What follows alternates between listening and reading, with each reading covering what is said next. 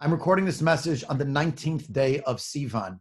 It is exactly 3 months since the day, on the 19th of Adar, that we withdrew from our Mikdash Ma'at, the last time that the walls of our congregation heard Kaddish and Kedusha, welcoming in young and old men and women to daven in its halls, to reach heavenward, and to reach out to Kadosh Baruch Hu through our tefillot.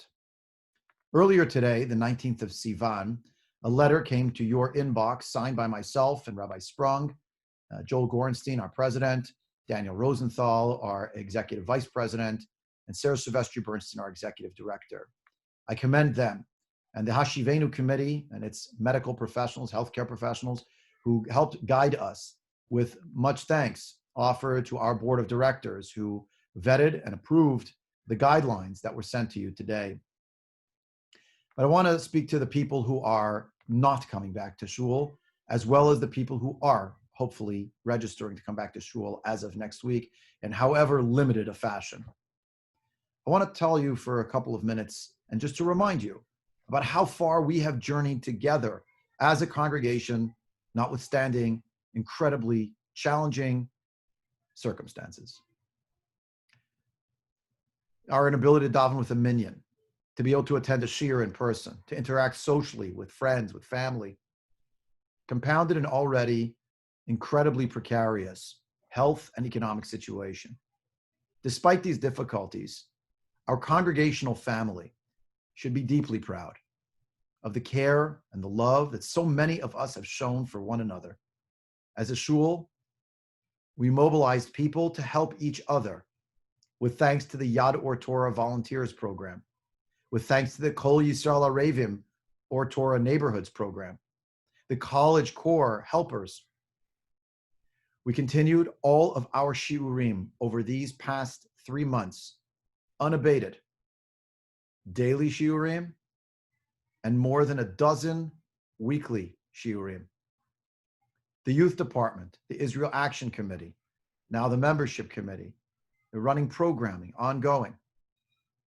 And we gathered online for other purposes and reasons and times.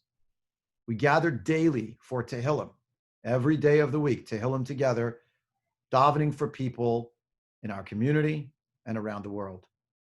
We had Havdalah together, pre-Shabbat Ruach together, the weekly Night Lights program, Yom Tov related gatherings. There were 2 Shabbat HaGadol Drashot this year, a gathering for Yom HaTzmaut, for Yom Yerushalayim, for pre-Shavuot Shiurim, and of course for Yizkor. All of these things continued, even though we were, unfortunately, unable to be inside the building of the shul. Now, some people, no doubt, are realizing that we're going back into the building of the shul, and yet they feel left out. The shul is going back to business as usual, and yet I'm stuck at home, and I came to shul very regularly, whether on a weekly basis or on a daily basis. And what's going to come of me? How could the shul do this? So first, I want to reassure you that your davening still matters. And this matters very much to our shul, that we are not going to be able to sing a Hallel or say a Shechianu or scream a big Mazel Tov, that we're returning into the Mikdash Ma'at. Not betupim uvim cholot, with timbrels and dancing do we return. We return rather with a sense of trepidation, of tremulous joy, gilu bira'ada. We're happy, but we're trembling at the same time, because we appreciate how tentative our return is, and indeed even how precarious it is. If you're one of the people who does not yet feel comfortable coming back to shul, or for whom it's an impossibility for various reasons of being immunocompromised or symptoms of illness, please, I urge you to consider you are no less a crucial part of our shul and our shul community. Please, when you open a siddur at your home, which I hope you've been doing every day and will continue to do so, tell yourself, this is where Hashem wants me to be now. He knows that if I was able to come to shul, if I felt comfortable to return to shul safely now, he knows I would come.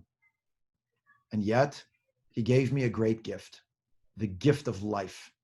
And he has given me this gift, and I'm its custodian. And I need to make sure not to put it at risk. My mitzvah now, one must tell oneself, is in fact to accept that health comes first. And I'll try to accept it with love and with simcha, with joy, as challenging as it is, as challenging as it feels. Rav Soloveitchik writes in one of his essays that we refer to God as the Shomer Yisrael. And the word Shomer means guardian, of course. And we think of Hashem as guarding us. But the Rav explained in one of his essays that, in fact, a Shomer is also something else. A Shomer is a person or a personality waiting. Shomrim laboker are not people who are guarding the morning, but they're waiting for the morning light. They're waiting for moments of redemption. As Yaakov Avinu, the Torah testifies, reacted when he heard dreams spoken by his son Yosef, Ve'aviv shamar et hadavar. It means that his father was waiting patiently, as Rashi explains there. When will it come to be? When will it come true? And we need to be shomrim. We need to be faithful shomrim of the pikadon, of the gift that we've been given, the charge that we have to safeguard our lives, and to have a sense of expectancy and of patience. In that same essay, Rav Soloveitchik quotes from Ibsen, the writer, who claimed that the Jewish people were among the most patient of all, writing such as he did 2 centuries ago about how the Jewish people are waiting to rebuild the temple in Jerusalem. It seemed then so far away. It's still on certain levels so far away. And we need to be faithful shomrim, my friends, especially those of us who are not yet zochim to return inside the Mikdash Ma'at.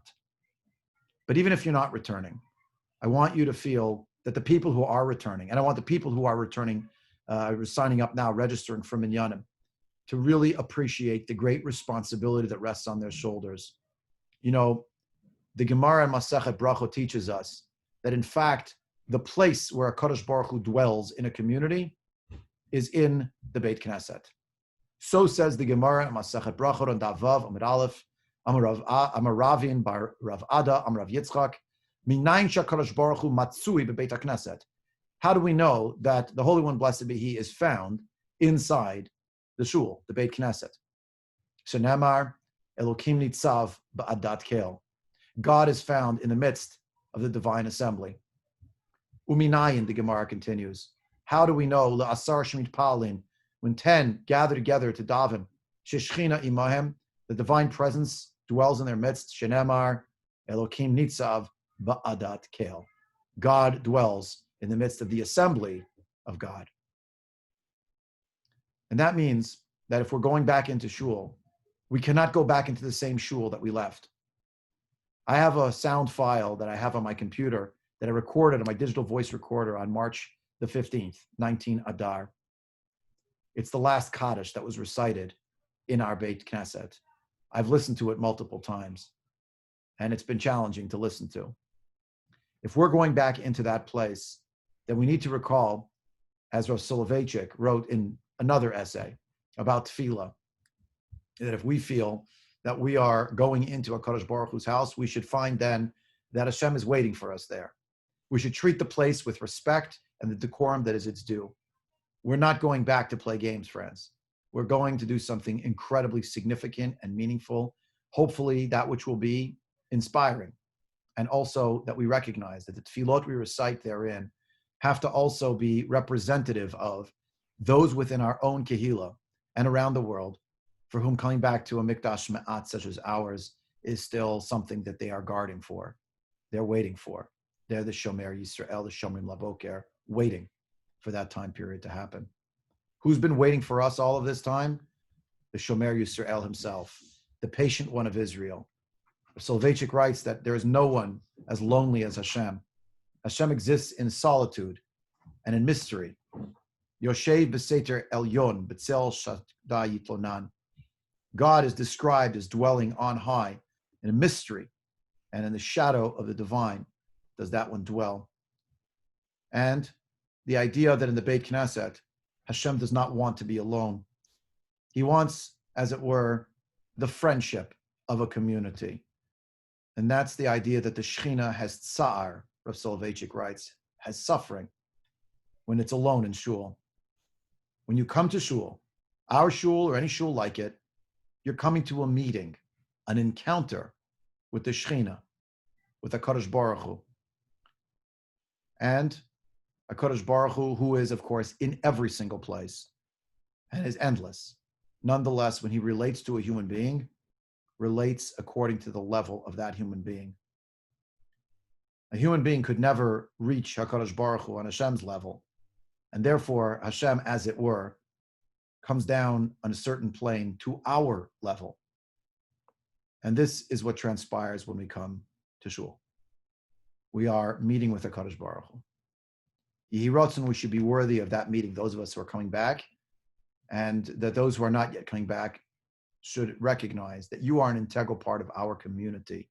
And even if you can't come to Shul physically, we want you to know that we're going to have you in mind in the tefillot, and we're going to daven to HaKadosh Baruch Hu that, God willing, this virus shall go away, so that all of us will be able to return. And on that day, we'll be able to celebrate.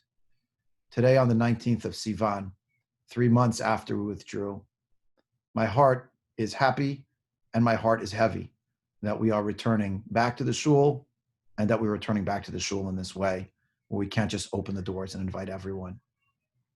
Dear friends, let's be together, the Shomrim Laboker, as we fulfill that pasuk. That's why we named the committee this way. Hashiveinu Hashem Eleicha v'nashuva, return us Hashem to you, and we will return. Chadesh Yameinu, renew our days, kikedem, as they were before.